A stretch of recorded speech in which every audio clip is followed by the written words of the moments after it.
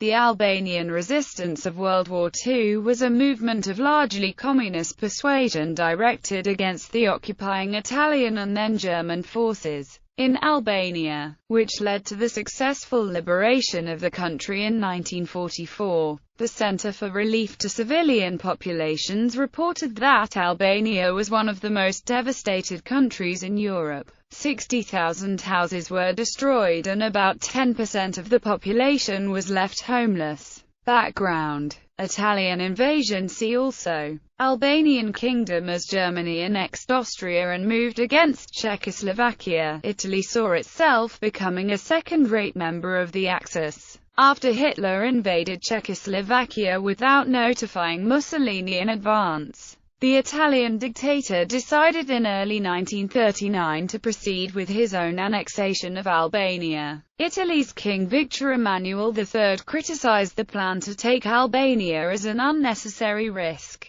Rome, however, delivered Tehran an ultimatum on March 25, 1939, demanding that it accede to Italy's occupation of Albania. Zog refused to accept money in exchange for countenancing a full Italian takeover and colonization of Albania, and on April 7, 1939, Mussolini's troops invaded Albania. The original Italian plans for the invasion called for up to 50,000 men supported by 137 naval units and 400 airplanes. Ultimately, the invasion force grew to 100,000 men supported by 600 airplanes. On April 7, Mussolini's troops, led by General Alfredo Guzzoni, invaded Albania, attacking all Albanian ports simultaneously. There were 65 units in Saranda, 40 at Vlora, 38 in Durrës, 28 at Shëngjin and 8 more at Bishti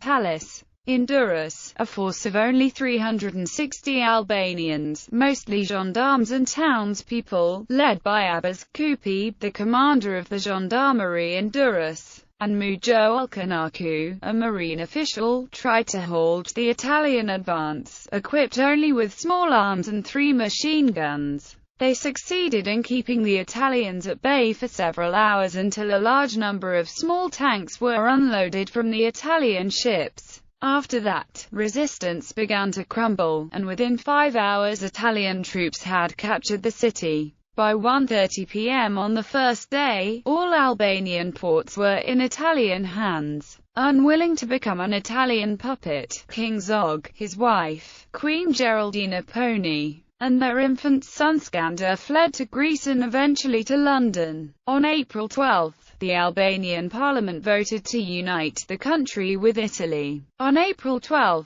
the Albanian parliament voted to depose Zog and unite the nation with Italy, in personal union, by offering the Albanian crown to Victor Emmanuel III, and the Italians set up a fascist government under Sheket Villasi and soon absorbed Albania's military and diplomatic service into Italy's. On April 15, 1939, Albania withdrew from the League of Nations, from which Italy had resigned in 1937. On June 3, 1939, the Albanian Foreign Ministry was merged into the Italian Foreign Ministry. The Albanian military was placed under Italian command and formally merged into the Italian army in 1940. Additionally, the Italian Blackshirts formed 4 legions of Albanian militia, initially recruited from Italian colonists living in Albania, but later from ethnic Albanians. Upon invading, Goliat Sociano hoped to reinforce an impression of benevolence with a number of initial gestures aimed more at public relations than at addressing any of Albania's profound social and economic problems. One of Chano's first moves was to distribute food and clothing in some of the poor areas and to release political prisoners. He personally distributed 190,000 gold francs to the needy in Tirana, Shkadre, Vlora, Girokastra, Saranda, Korka, and Kooks, because the money was given to the poor, bypassing the usual bureaucracy. It did some good. The Italians also contributed greatly to infrastructure, agriculture and chrome and hydrocarbon exploration in which Albania was rich. The Italians, then, hoped that extensive investment in Albania would bring both economic and political benefits. Despite a weak domestic economy, Mussolini guaranteed the Albanians the sum of £22 million over 5 years for economic development, considerably more than the £8.2 million Rome had spent since the early 1920s. Initial reports of the Italian activity were quite favorable. Ruth Mitchell commented at then end of April 1939, "What a great improvement there is in the condition of the people already.